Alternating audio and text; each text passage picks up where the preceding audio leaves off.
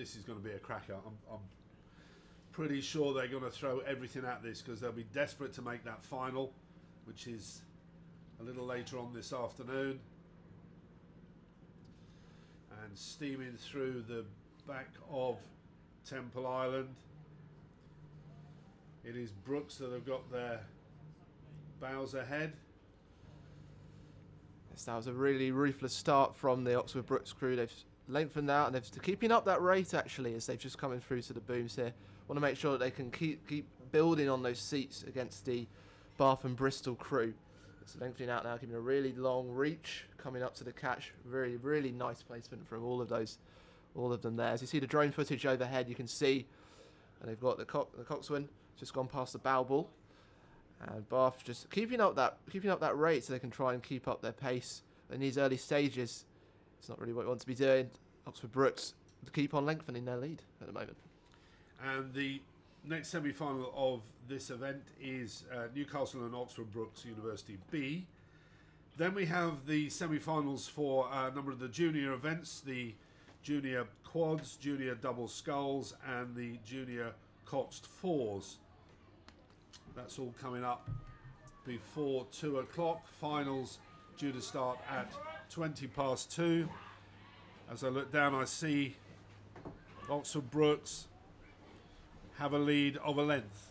They do, yes, absolutely. They're really starting to take that clear water now. As I always find it amazing how light they can make the boat look when they come out of the water, just finding the placement so easily. And it just makes it all look absolutely stunning to watch. You can see the Bath Bristol Minerva crew putting everything into it. They're going hammer and nail, trying to keep up with this Oxford Brooks A crew, but it's just no keeping up with them at the moment.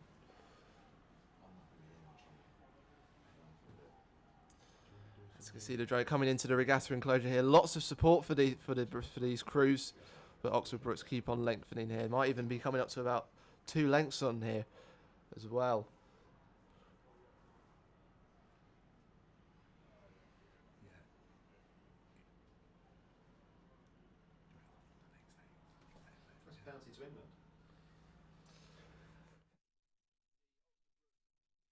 Control.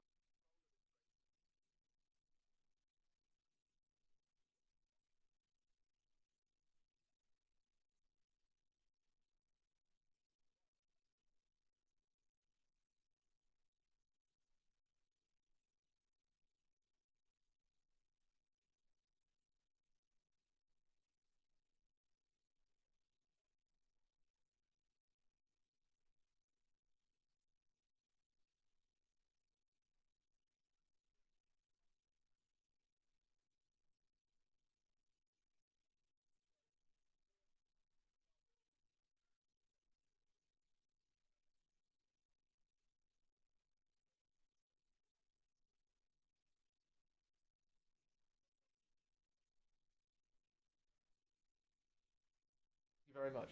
And as we resume commentary, we were just sorting our lunch out there, so many apologies, but it's Oxford Brooks that continue to lead. They're winding down now. They have their final to look forward to later on. Who will they meet in the final?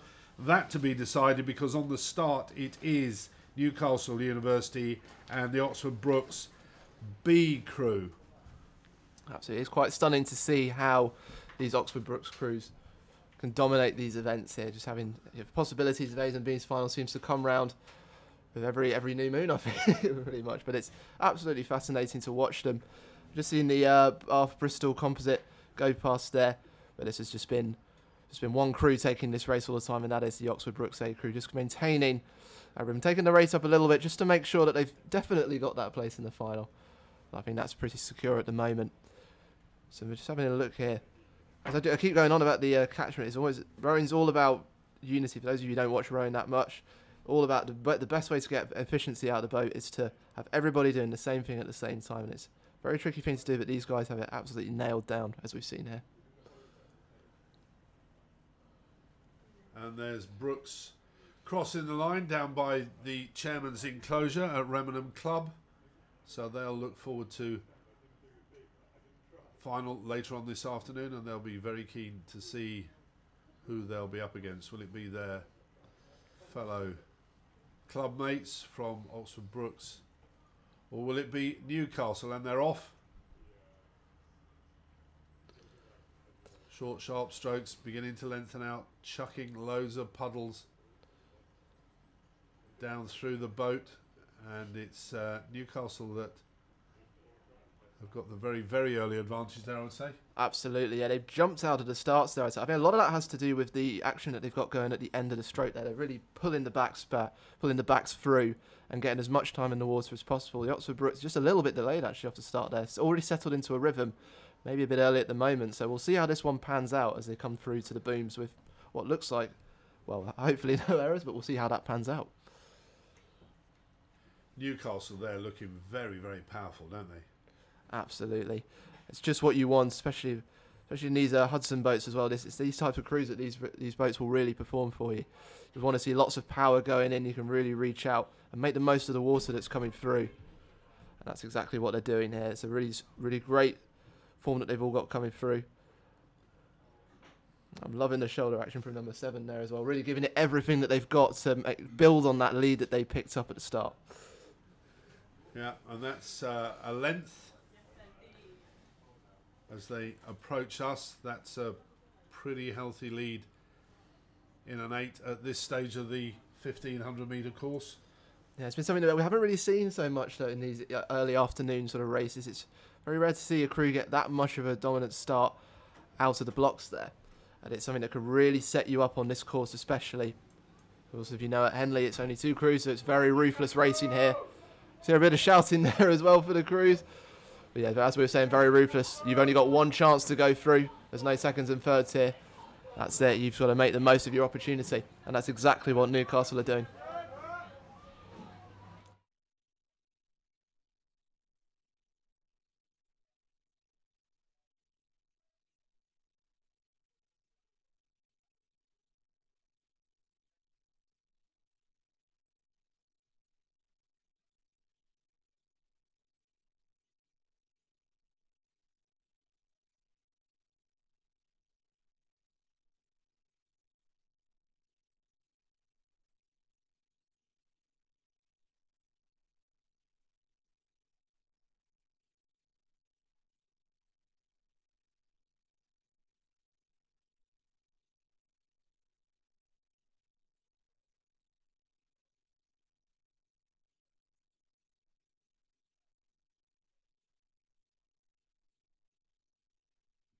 Round up of those results.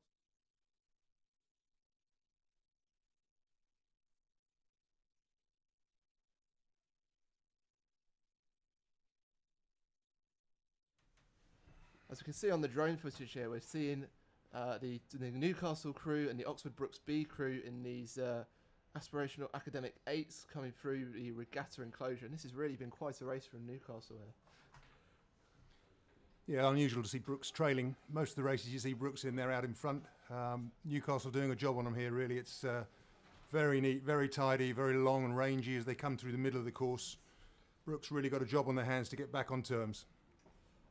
Absolutely. Yeah, this is really ruthless racing here from Newcastle. They've already settled into that rhythm there to secure their position through this middle third and take it through to that final third as well. Really strong back action as well. I think that's really vital. When you come into these final thirds, you don't want to let anything go. No, 1500 metre course only as well. A lot of these guys are used to racing over 2K. 1500 unwinds very quickly. If you're sitting in second in a 2-horse race, it's really, really a lot of work to do.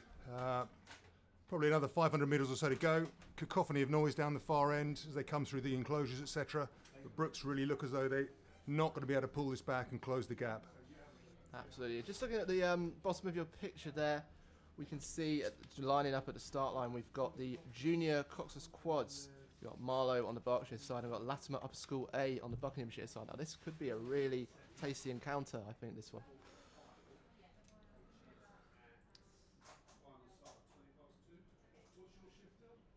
Here we go. Yeah, looks like they've just started now.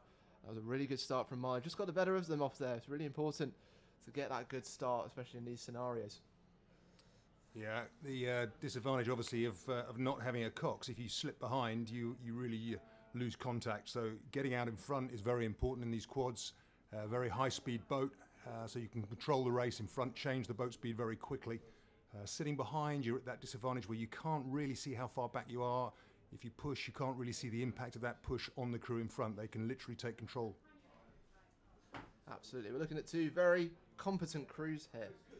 Looking at, of course, the Marlow crew. We've got a bronze at School's Head of the River. Certainly seen its success for the crew. Despite not being favourites to be placed in top three, it was impressive. They were very impressive on that course. And they're third place at National Schools Regatta as well. But of course, this is going to be at Latimer Upper School, but Club A, this is our very, very good rowers. We've got winners of Championship Girls Quads, broke the course record at the School's Head, silver, and the National School Regatta. They got silver at National Schools Regatta as well. So this is going to be really close, but it looks like Marlow are taking the race by the horns here. Yeah, it's a critical point here really for Latimer. If they let Marlow get away, break that clear water barrier, then it becomes so much harder to come back. Right now, they still have a little contact, a little overlap. And that they have to hang on to. They have to push back through this middle section here. And it does look as though they're beginning to make a little impact on that Marlow lead. Absolutely, yeah. Just making sure they don't want to leave any clear waters. Of course, we are talking about very early stages of the race so far. But both crews going absolutely hammer and tong. To use a phrase from my last commentator. But as they come past here, both crews looking very relaxed in their rhythm, I think, which is very important in these quads. You want to set yourself up with a nice platform. But not giving much here. Latimer staying in the contest. One of the lovely things on the today is really for these girls to have the conditions to showcase their talents. I mean, it's beautiful, beautiful flat water, limited wind.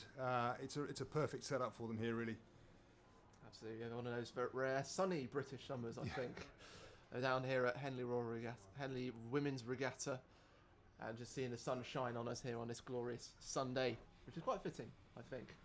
Yeah, just coming down to the regatta enclosure now. That there's not a lot of change here. Latimer's still staying. Could we perhaps see a couple of late pushes from them? Yeah, they've done well to hang on. Marlow got away early. Could well have got that clear water gap and gone away, but Latimer tenacious have really hung on. As you say, it's long, it's relaxed. There may well be something left in the tank there to throw at them.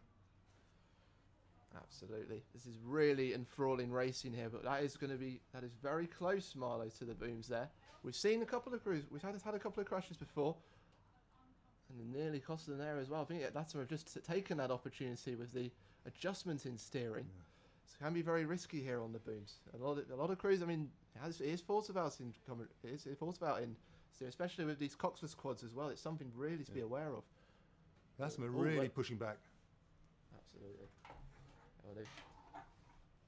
So they've really taken the advantage. They've had a real change here. It's amazing how quickly these races can change in an instant. And it looks like we're almost level here. So this race has suddenly become even closer than it already was.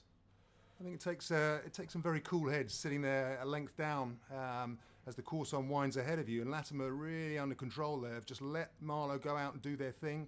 And they're now rowing back through them, pushing them back, stroke on stroke. The psychological impact in that Marlow boat of having been a length in front and starting to give it up, it's just very damaging. If Latimer now push on and go through, it becomes very difficult for Marlow to come back and have another go at them.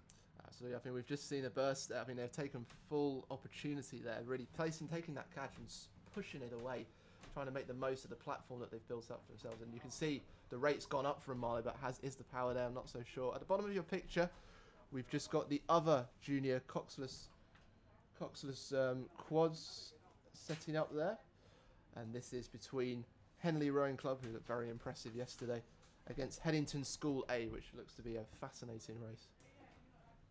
As we're coming into the latter stages here, this is still very competitive between the Latimer Schoolgirls A, who had a real opportunity as there was an error from Marlow Rowing Club, and they're still taking advantage. Coming into this final third, this is going to be absolutely crucial and really exciting for the crowds here.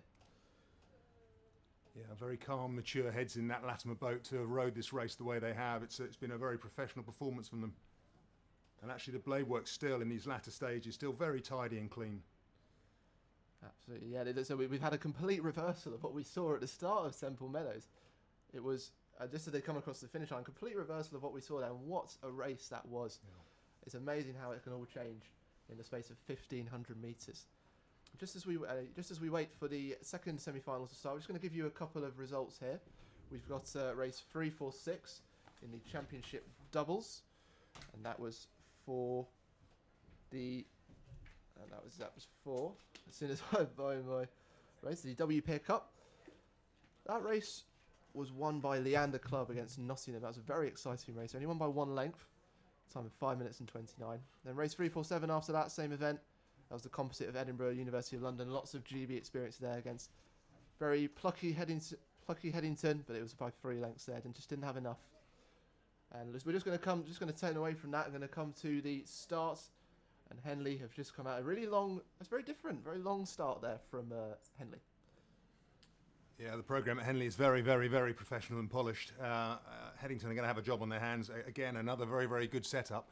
But Henley really, in the last 2 or 3 years, have moved on leaps and bounds. And national schools won a hatful of trophies and so on. Really highly polished group. Absolutely, yes. Just coming up to the end of the island here.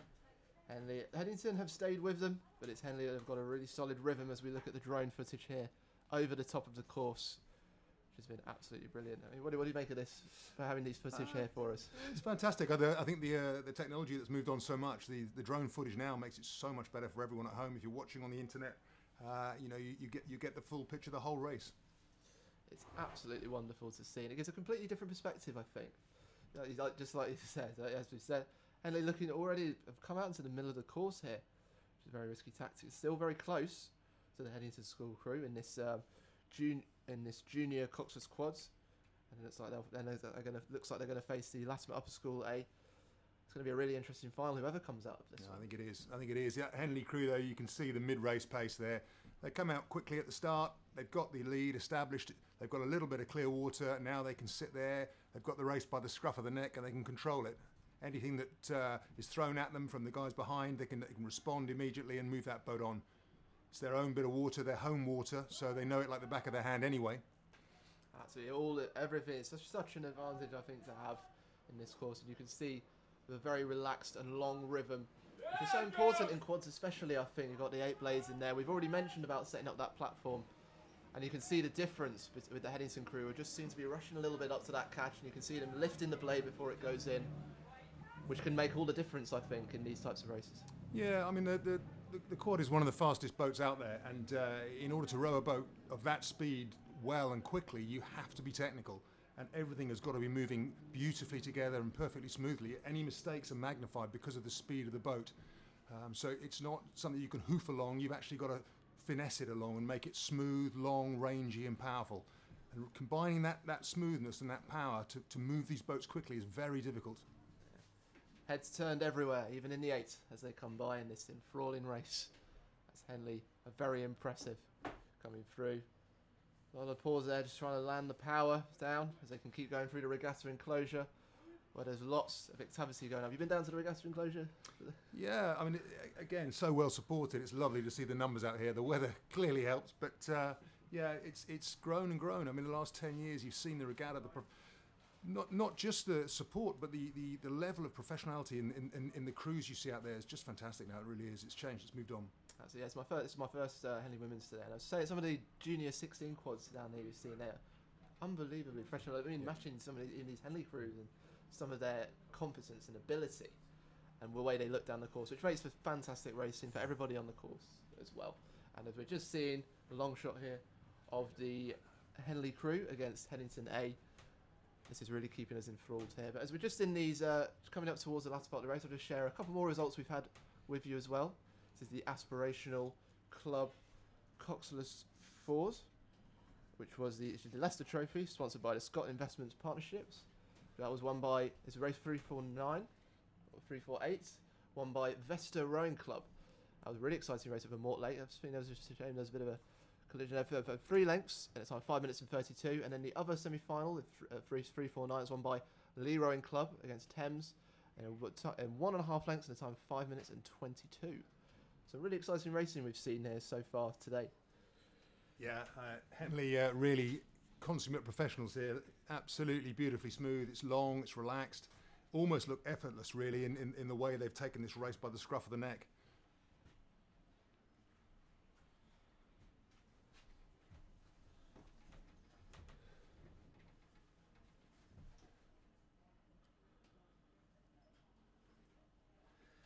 And we're down at the start for the junior double sculls, Molesey Boat Club and Maidenhead just gone off the start. And the image top right is Henley continuing to lead. So Jerry, the double scull, there's a lively little machine.